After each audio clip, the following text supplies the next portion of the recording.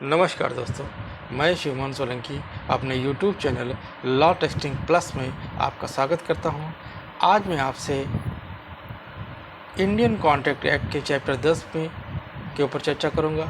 Chapter 10 agency की बात करता है। सेक्शन 182 से लेकर के 238 तक का ये चैप्टर दिया गया है।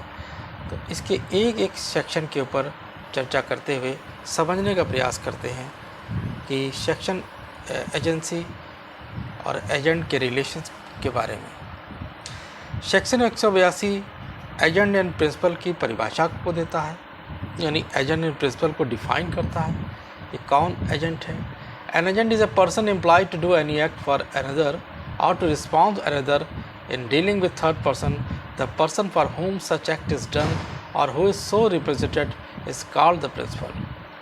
अभिकर्ता वह व्यक्ति है जो किसी अन्य व्यक्ति की ओर से कार्य करने के लिए या पर व्यक्ति के व्यवहारों में से किसी अन्य का प्रतिनिधित्व करने के लिए नियोजित है। वह व्यक्ति जिसके लिए ऐसा कार्य किया जाता है या जिसका इस प्रकार से प्रतिनिधित्व किया जाता है, मालिक किया जाता है। यानी कि एजेंट कौन है? एजेंट वो व्यक्ति है जो किसी व्यक्ति की ओर से कोई कार्य करने के लिए नियुक्त किया जाता है, और जिस व्यक्ति की ओर से वो कार्य करने के लिए नियुक्त किया जाता है वो उसका मालिक कहलाता है। An agency is a contract under which principal employs such a person as can establish his contractual relations with third person। अभिकरण एक ऐसी संविदा है जिसके अंतर्गत मालिक किसी ऐसे व्यक्ति को नियुक्त करता है जो उसके तीसरे पक्षकार के साथ संविदात्मक संबंध स्थापित कर सके।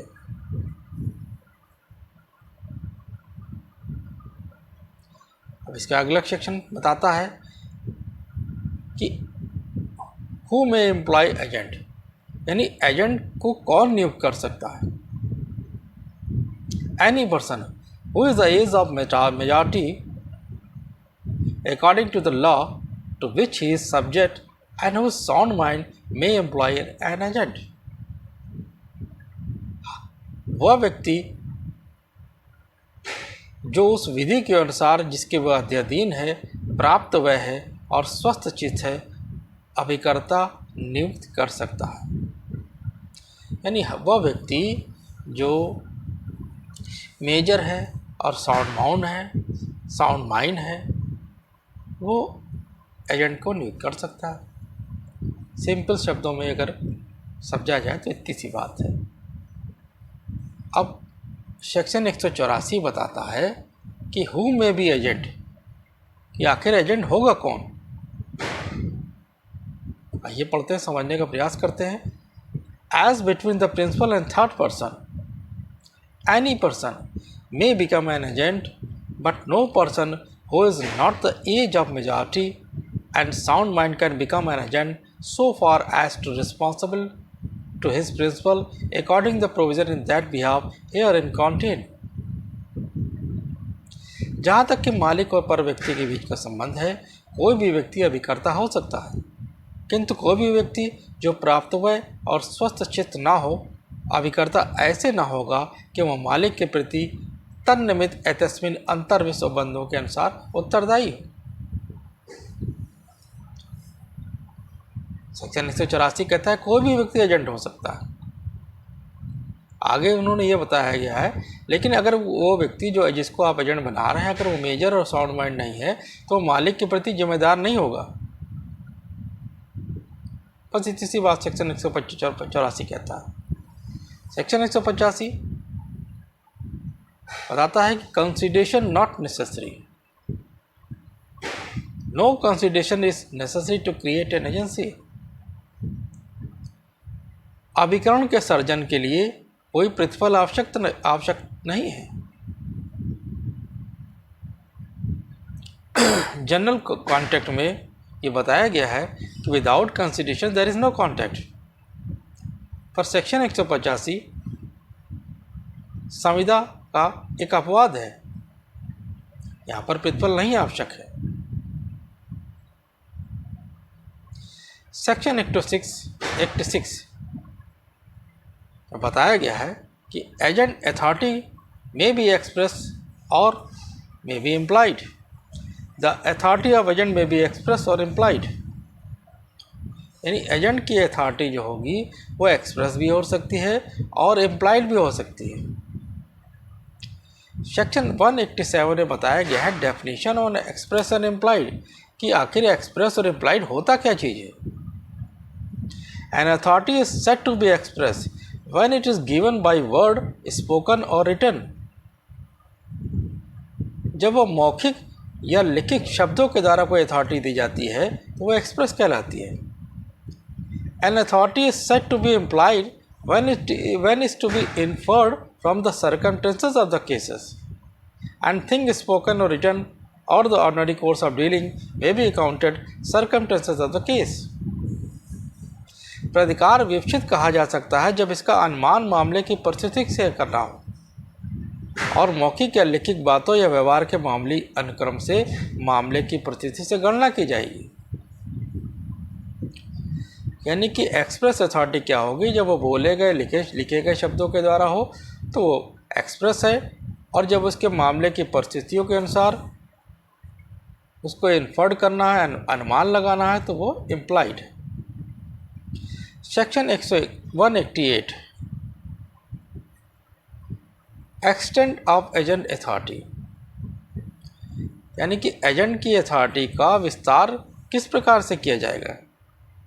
इसको दो पैरों में बांटा गया है। ये बताया गया है an agent having an authority to do any act has authority to do every lawful thing which is necessary in order to such act. किसी कार्य को प्राधिकार रखने वाला अभिकर्ता हर ऐसी विधिपूर्ण बात रखने का प्राधिकार रखता है जो ऐसे कार्य करने के लिए आवश्यक हो। जब अथॉरिटी किसी कार्य को करने के लिए दी जाती है तो हर लॉफुल एक्ट का वो करने का प्राधिकार करता है जो उस कार्य को पूरा करने के लिए आवश्यक हो। पैरा 2 में बताया गया है an agent having an authority to carry on a business, कि जब अथॉरिटी किसी व्यापार को करने के लिए दी गई हो, has authority to do every lawful thing necessary for the purpose or usually done in the course of conducting such business. किसी कारोबार को चलाने का प्राधिकार रखने वाला अभिकर्ता हर ऐसी विधिपूर्ण बात को करने का प्राधिकार करता है जो उसे कारोबार के संचालन के प्रयोजन के लिए आवश्यक हो या उसके अनुक्रम में प्रयोग की जाती हो।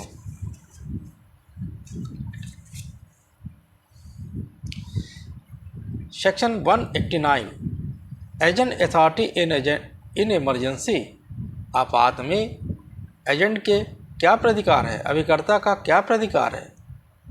N agent has authority is an emergency to do all such act for the purpose of protecting his principal from loss as it would be done for by a person of ordinary prudence in his own case under similar circumstances.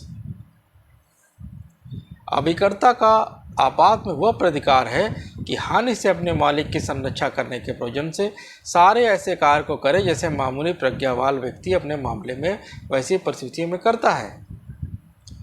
यानी कि अगर कोई ऐसी emergency वाली situation आ गई है जहाँ पर एजेंट अपने प्रिंसिपल से संपर्क नहीं कर पा रहा, तो ऐसी स्थिति में वो अपने प्रिंसिपल को लॉस से बचाने के लिए हर वो ऐसा काम करेगा जो मामूली प्रज्ञा वाला यानी ऑर्डिनरी प्रूडेंस वाला व्यक्ति अपने मामले में अपने केस के लिए वैसी परिस्थिति में करता।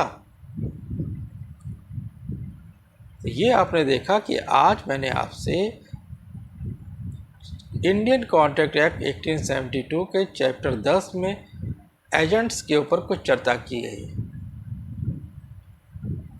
अपने आने वाली लेक्चर सीरीज़ में मैं सब एजेंट के ऊपर चर्चा करूँगा और सब्स्टिट्यूटेड एजेंट के ऊपर चर्चा करूँगा कि सब एजेंट कौन होता है, सब्स्टिट्यूटेड एजेंट कौन होता है। यदि आपको मेरा चैनल समझ में आता है तो कृपया इसे लाइक करें, सब्सक्राइब करें, शेयर करें, कमेंट करें। जय हिंद, जय भारत।